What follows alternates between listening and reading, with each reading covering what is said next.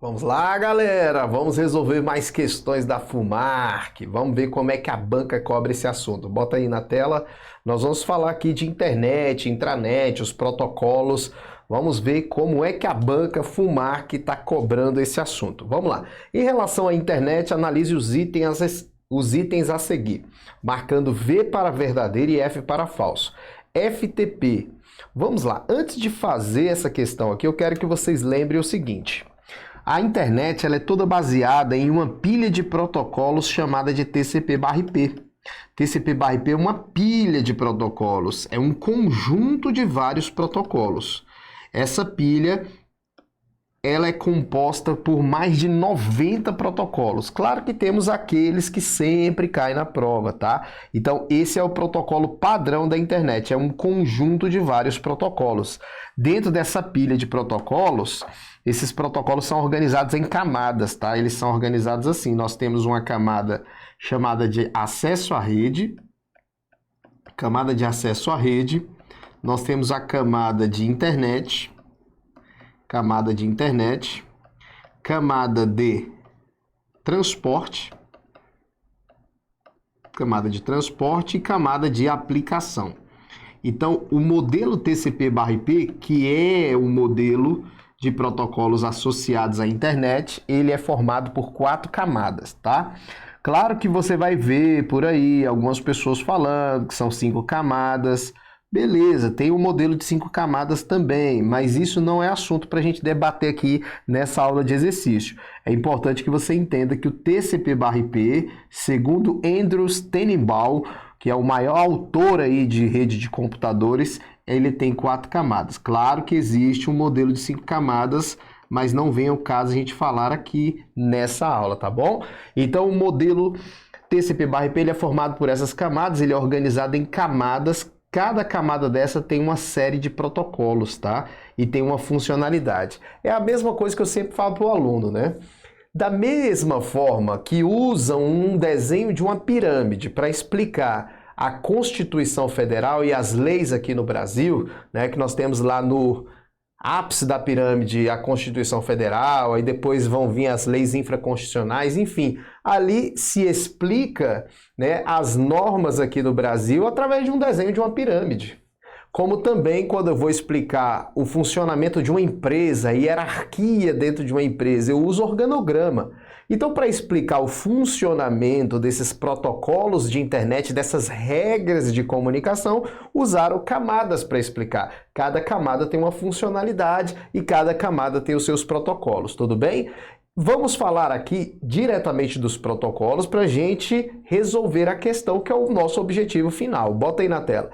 Só para você lembrar, o FTP é um dos protocolos que fazem parte do TCP/IP. Eu só vou citar alguns aqui, ó, que estão na camada de aplicação. O FTP, SMTP, o POP também está aqui na camada de aplicação, o IMAP, né, o HTTP, e outros protocolos estão aqui na camada de aplicação, que são os protocolos associados a serviços. No transporte, vocês vão encontrar durante essa aula o protocolo TCP e o DP, que são responsáveis por transmissão da informação.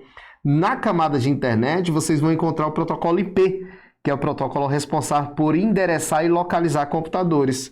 E acesso à rede vai ter vários protocolos de rede de computadores mesmo, já não associado diretamente à internet, como o protocolo Ethernet, que é um protocolo usado para redes com cabeamentos. Beleza, aqui é uma organização simples, só para você se situar aí, mas o nosso objetivo é resolver a questão e comentar aquilo que está na questão. Veja, FTP é um serviço de comunicação que permite a troca de informação entre usuários. Essa questão foi até debatida, porque se o FTP é um protocolo de comunicação, realmente é uma comunicação entre usuários. Só que o conceito mais correto do FTP não é esse de comunicação, fica muito vago, né? Comunicação, troca de informação, ficou muito vago. O conceito mesmo do FTP é que é um protocolo de transferência de arquivo. Tá? É um protocolo de transferência de arquivos. Então a gente pode transferir arquivos via serviço FTP. Né? A gente faz muito isso aqui, então aqui já está falso. Ó. A gente faz isso aqui. Por exemplo, nós temos um servidor Esse aqui é um servidor FTP. E aqui eu já vou te dar uma dica importante. Aqui é um servidor FTP. O que é um servidor FTP? É um servidor disponível para aquela organização para receber os arquivos que são transferidos. E aqui está você, ó, você no seu notebook em casa. Então tá ali o servidor FTP da empresa. E aí você quer transferir arquivos para cá. Né? Você quer fazer um upload do arquivo, você quer enviar o arquivo. Certo? Então o que você pode fazer? Existem duas formas. Você pode usar o FTP via web, né? Via navegador de internet. Você abre o navegador de internet e digita lá no navegador no endereço assim, FTP e o domínio da empresa, por exemplo, do Estúdio Aulas é ftpestudioaulas.com.br. Só que se você digitar no navegador aí, você vai ver que ele vai pedir a senha, uma senha para você entrar no FTP do Estúdio Aulas. E aí você poderia jogar os arquivos ali via navegador, via web, usando o navegador. Só que a gente tem via software próprio, via software específico. E nesse caso existem vários softwares específicos que eu posso instalar nesse computador, como por exemplo o Qt FTP, né, para você fazer uma configuração e enviar esses arquivos. O Qt FTP, ele é um programa para isso. Temos o FileZilla também, é um programa que faz isso também, e assim vai. O Smart FTP são programas que são instalados no computador. Aí você configura com o IP daquele servidor e envia os arquivos para lá, beleza? Pode baixar de lá também, fazendo o contrário, que é o download. Né? Então, isso é FTP, só que nem toda transferência é via FTP. Você tem que lembrar que nem toda transferência de arquivo é via FTP. Pode ser transferido por e-mail, quando você anexa um arquivo, pode transferir via web, ou seja, quando você entra num site e baixa, por exemplo, um programa pelo site, não é necessariamente FTP. FTP pode ser usado para transferência, mas não é o único meio de transferência que nós temos, tá bom? Beleza? Então vamos aqui, a letra A, o primeiro item ali ficou falso. HTML é um protocolo de transferência de informações, falso também. HTML não é protocolo. Se você for a sigla, HTML é Hypertext Markup Language, é uma linguagem de marcação de hipertexto. Então funciona assim, ele queria que você confundisse com outro protocolo, quer dizer. Então veja, aqui é um servidor de novo, só que agora já não é um servidor FTP, é um servidor web. Servidor web, tá aqui o servidor web instalado nesse computador. E aqui você quer acessar o site do UOL. Aquele ali é o servidor do UOL. Esse servidor web do UOL armazena as páginas do UOL. Armazena as páginas do UOL. As páginas, o site. As páginas de hipertexto. Hipertextos do UOL. E essas páginas de hipertexto são desenvolvidas na linguagem HTML. Tá vendo? HTML são as páginas. Quando você tem uma página, vai estar o nome da página .html, porque é o arquivo HTML que é uma página.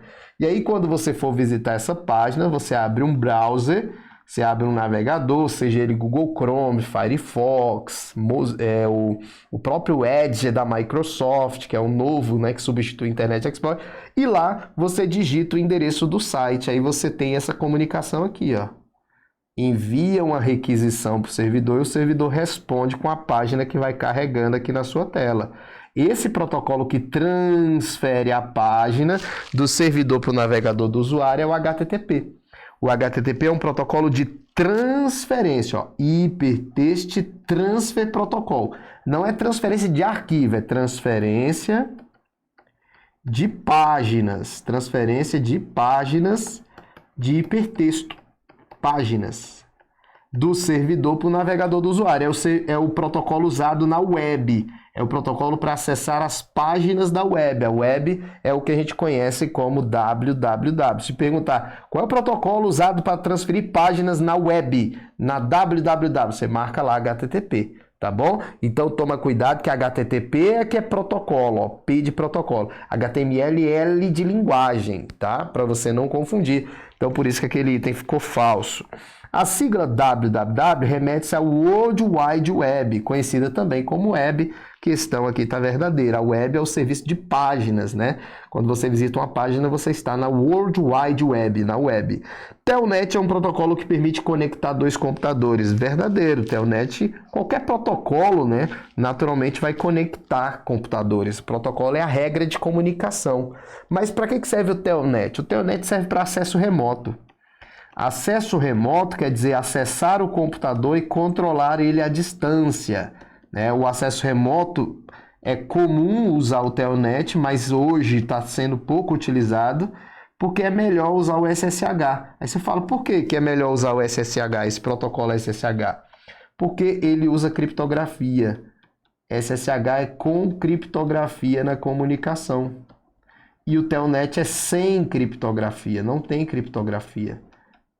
Então, as pessoas quando instalam um programa de acesso remoto, que, por exemplo, existe um programa chamado de PUT. Quando você instala esse programa PUT aqui, ó, ele pergunta qual protocolo você quer usar, Telnet ou SSH? Aí você escolhe. Se você botar SSH, quer dizer que vai ter criptografia no acesso remoto. Isso quer dizer que quando você colocar o login, a senha, se alguém pegar no caminho não entende nada. Agora o Telnet, se você colocar login e senha e alguém pegar no caminho, não é criptografada. Então não tem segurança. Então, ó, FFVV, a resposta é a letra B de bola, FFVV. Não, FFVV, então não é a letra B não, é a letra C. Vamos lá, letra C. Questão número 2, o sistema que mapeia nomes de domínio e endereço IP. A gente sabe que todo computador tem endereço IP. Se você está na internet, você tem endereço IP. Se o servidor está conectado à internet, ele tem endereço IP. Então, imagine que o IP desse servidor seja 210.202.20.12. O IP desse servidor aqui. E esse servidor é do UOL. Do UOL. Universo Online. E você quer acessar o site do UOL. Você não digita o IP. Você digita o domínio do UOL. uol.com.br. Quando você digita o domínio é um nome... vai ter um DNS, que é um sistema de atribuição de nomes. O DNS vai ter registrado nele lá o domínio do UOL relacionado ao IP do servidor que vai armazenar esse site.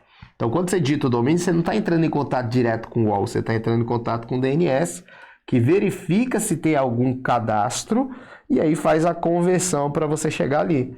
Quando falar na prova, ó, sistema que mapeia, protocolo de nomes, protocolo que converte nomes de domínio em endereço IP. A resposta vai ser DNS. Rapaz, eu tô marcando toda hora. DNS. Tô marcando toda hora o item errado. Só olho de rabo de olho. Letra D, DNS. Aí você fala, professor, e esses outros? Esses outros nós vamos aprendendo aí no decorrer. Nós vamos precisar daqui a pouco saber o que é DHCP para responder o item aí. Mas a nossa resposta é DNS. Analise as seguintes afirmativas sobre os tipos de URL, tipos de endereços, tá? Que podem ser acessados no Internet Explorer 8, versão em português. Lembrando aqui, ele coloca o Internet Explorer 8, que já é antigo demais, né? Está descontinuado, mas a gente tem o mesmo funcionamento no Edge, o mesmo funcionamento no Google Chrome. Ele citou o Internet Explorer porque era do tempo da prova dele aí, tá? Mas isso não muda em nada na questão. Endereços que começam com a sigla http realiza a transferência de páginas da internet em formato HTML sem criptografia. Correto. Porque quando tem criptografia, gente, é HTTPS, né? Quando o seu navegador de internet comunica com o servidor através do HTTP, não tem criptografia, certo? Quer dizer que a informação vai e volta sem criptografia. Aí tem empresas que trabalham com HTTPS, esse S significa SSL, ou TLS, que são algoritmos de criptografia, que se alguém pegar no caminho não entende nada porque eles criptografam a informação, tá? Então vamos aqui, endereços que começam com a sigla FTP realizam a transferência de mensagens eletrônicas em formato HTML sem criptografia. Isso aqui é para mensagens eletrônicas. Pessoal, o que é uma mensagem eletrônica? Mensagem eletrônica é e-mail. FTP não tem nada a ver com mensagem eletrônica. FTP tem a ver com transferência de arquivos. Então esse item está errado. O item 3, endereços que começam com a sigla HTTPS realizam transferência de páginas em formato HTML com criptografia. Então essa aqui está correta. Item 1 e 3 é a resposta letra B de bola. 1 e 3 apenas. Tá bom? Questão 4. Associe cada aplicativo à sua funcionalidade. Ó, o Firefox você já sabe que é um navegador de internet, né? Lembre-se que o nome do navegador é Mozilla Firefox, tá? E veja, esse nome é o completo. Mozilla é a fundação, é a organização, Firefox é o navegador. Na prova não pode cair assim, o navegador Mozilla. Não, Mozilla não é navegador. Mozilla é uma empresa, tá? É uma empresa, uma fundação, a fundação Mozilla. E Firefox que é o navegador, tanto que existe outros Mozillas, como por exemplo Mozilla Thunderbird, que é um programa de correio eletrônico. Volta lá. Outlook, programa de correio eletrônico. Lembre-se que o que eu falei aqui também poderia cair, ó. Mozilla Thunderbird.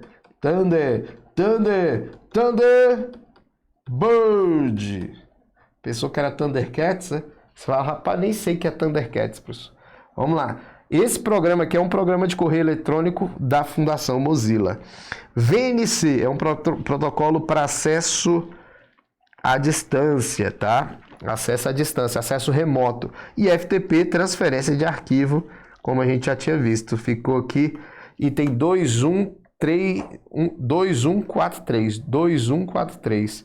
Não teve a opção para marcar aqui, mas você vai marcar a opção que tem aí. 2143. Lembrando, viu, gente? VNC, ó. Put. Log me in. TeamViewer. Todos esses aqui, ó, são programas que permitem acesso remoto. Permite acesso e controle de computadores à distância. Todos esses aí, ó. Tá bom? 5. São tecnologias e padrões associados às funcionalidades da World Wide Web. O que usa na World Wide Web? Usa um protocolo HTTP? Sim, que é ele que transfere a página do servidor para o navegador do usuário.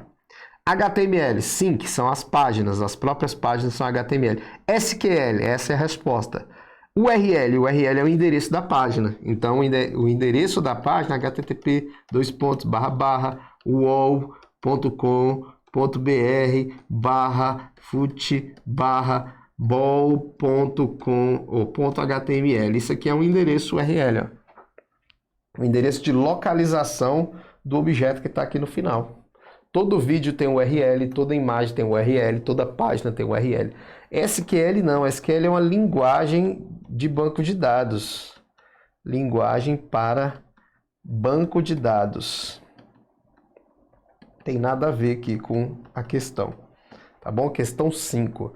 Questão 6 dá para a gente fazer aqui antes da gente fazer uma pausa. Ó. Em relação aos protocolos de rede da camada de aplicação, lembra que eu falei que todos estão na camada de aplicação? Correlacione as colunas a seguir, considerando a porta padrão de cada protocolo. Veja, esses protocolos que estão associados a serviços, FTP, transferência de arquivo, envio de e-mail, acesso à página, todos eles têm um número que você pode configurar diretamente no programa. Então, quando você, por exemplo, for configurar um programa de correio eletrônico para enviar e-mail e receber e-mail, você pode usar o protocolo, ou você pode usar o número do protocolo, também funciona. E aí ele colocou alguns números que a gente chama de portas. Vamos lá.